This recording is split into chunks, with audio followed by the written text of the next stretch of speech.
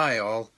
Many of you have noticed over time that I've been trying to leave Facebook and I've been unsuccessful. And the reason is that I have such wonderful friends on Facebook, far and wide. People I haven't met but whom I would love to meet someday in Colorado, in Georgia, in Florida, all around the country. And it's a cutting off your nose to spite your face kind of situation, where if you follow your principles, you're going to just make your world a little colder, and as the song says, that just makes you a fool. But something has to be done, in my view.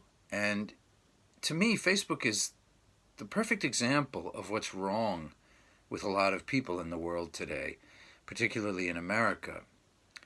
You know, you may say, oh, I hate factory farming, but you make a million excuses not to move to a plant diet. You may say, I'm extremely worried about the absolute impending doom that faces us with the environment, but you justify driving your combustion engine car because you can't carpool or you can't afford an electric vehicle, the latter of which is a very reasonable reason. You continue to vote for a candidate or a party which not only has embarrassed you, but has laid waste to the social contract that our country once had, so on and so forth.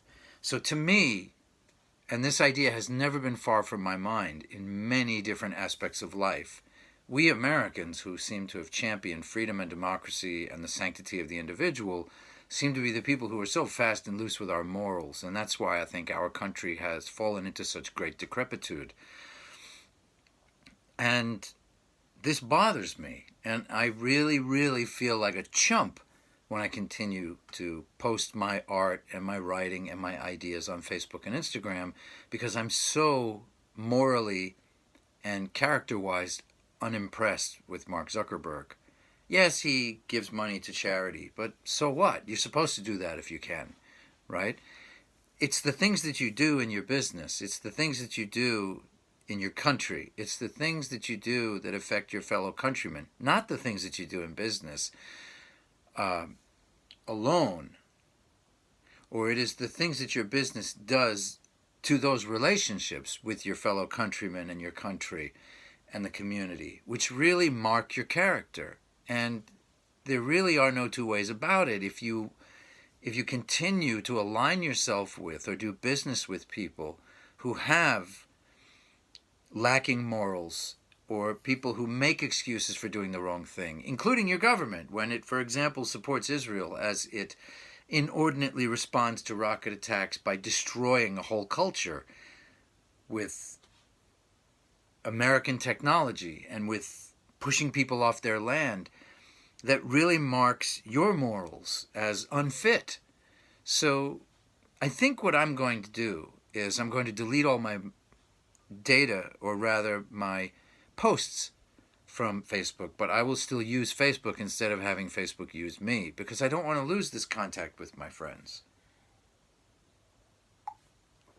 I mean, something should be done, right? I mean, doesn't it bother any of you that you're part of this organization and you benefit from this organization which has compromised our elections?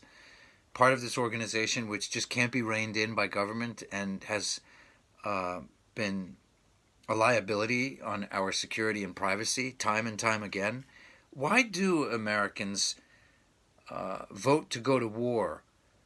And why do they pound the table about principles? And yet, why do we go soft, right? Really soft, embarrassingly soft, like unwomanly and unmanly soft, like wimp soft when it comes to our conveniences? Why can't we measure up and be as strong as, say, the people we admire in history or even in pop culture today? Why are we so weak?